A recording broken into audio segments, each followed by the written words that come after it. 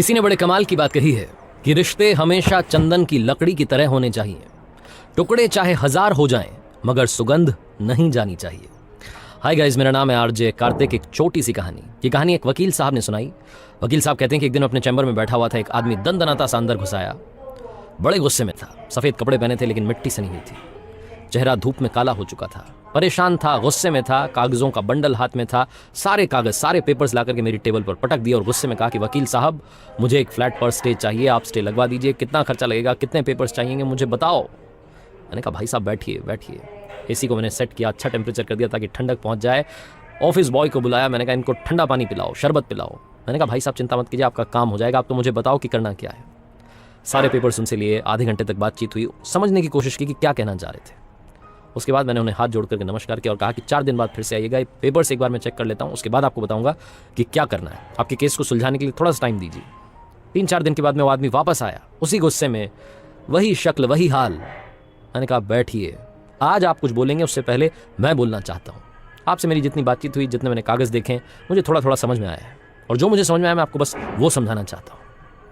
मैंने कहना शुरू किया कि भाई साहब, आप, आपका छोटा भाई और बहन, आप 3 सदस्य हैं परिवार में। आपके मम्मी पापा बचपन में गुजर गए। माँ बाप के चले जाने के बाद आप ही अपने घर के सबसे बड़े सदस्य थे। अपने भाई और बहन का ख्याल आपने बिल्कुल माँ बाप की तरह रखा। अपनी बहन की अच्छी पढ़ाई लिखाई के बाद शादी करवा दी, और छोटे भाई के लिए तो जी जान एक कर दी, हर एक सांस उसके लिए लगा दी।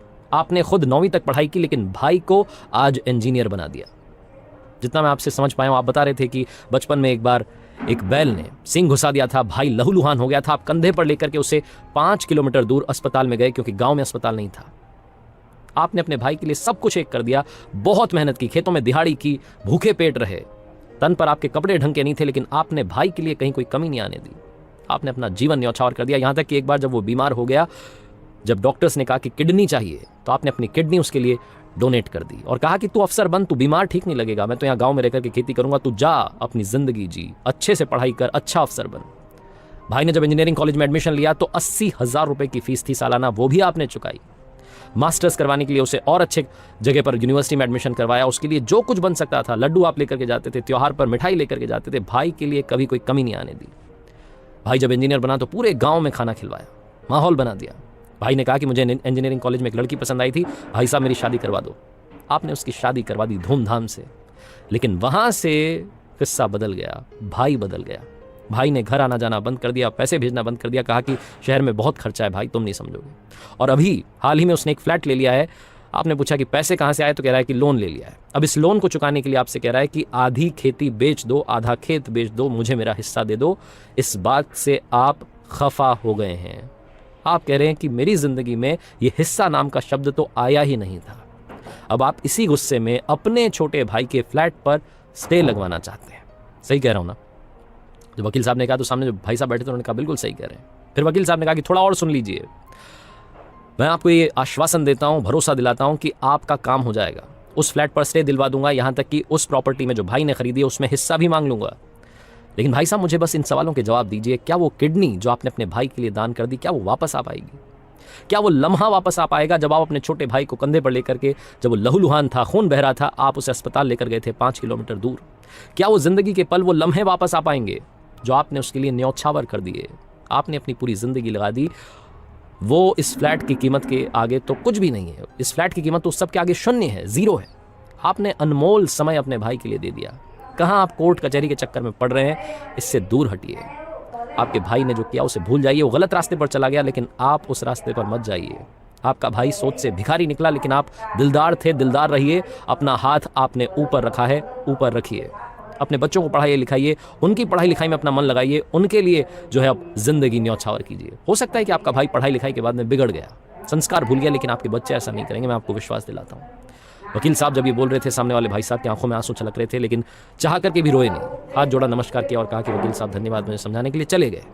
ये वकील साहब कहते हैं कि जब वो बंदा वहाँ से चला गया तो मुझे लगा कि शायद वो गुस्सा हो गया है, शायद वो नाराज़ हो गया है कि वकील जिसके पास काम करवाने आया था इसने मुझे ज्ञान दे दिया। वकील साहब को लगा कि अब ये दूसरे वकील के पास जाएगा, अपना काम करवा लेगा, स्टे ले आएगा। लेकिन ऐसा कुछ नहीं हुआ। साल बीत गए और कल अचानक से वो आदमी फिर से वकील साहब के चैम्बर में पहुंचा। सफ़ेदी झलक रही थी, साथ में एक लड़का था, हाथ में मिठाई का पैकेट था, और उस व्यक्ति ने कहा कि साहब आपका धन्यवाद है। वकील साहब ने कहा, अरे मैं आपको पहचान गया, आइए बैठिए। उस व्यक्ति ने कहा, आज बैठने नहीं आया हूँ, आज आपको मिठाई खिलाने आया हूँ। जो बात आपने उस दिन कही थी कि कोर्ट कचहरी के चक्कर में मत पड़ो और ये भाई से बदला लेने के चक्कर में मत पड़ो, अपने बच्चों की पढ़ाई लिखाई के चक्कर में पड़ो। मेरा बच्चा आज डॉक्टर बन गया है वकील साहब, और गाँव में अस्पताल खोल दिया है, उसी की मिठाई आपको खिलाने आया हूँ, क्योंकि आप हैं इस मिठाई के असली हकदार। और रही बात भाई की, तो उसने भी मुझसे माफ़ी मांग ली और मैंने उसे माफ़ भी कर दिया है। छोटी सी कहानी है, बहुत इमोशनल, लेकिन बहुत बड़ी बात बताती है। लाइफ में गुस्सा सब कुछ बर्बाद कर सकता है, और उसी गुस्से को अगर आप सही डायरेक्शन में मोड़ दें तो आप अपनी और अपनों की ज़िंदगी संवार सकते हैं। अगर उसी गुस्से में वो बदले की भावना से काम करता तो वो व्यक्ति बर्बाद हो जाता, उसका परिवार बर्बाद हो जाता, ज़िंदगी भर उसी आग में जल रहा होता। लेकिन उसने अपने गुस्से को एक ऐसे डायरेक्शन में मोड़ा जहां अपने बच्चों की ज़िंदगी संवारने का मौका उसके पास था। याद रखिएगा, ज़िंदगी में गुस्से को सही दिशा में मोड़ना बहुत ज़रूरी है।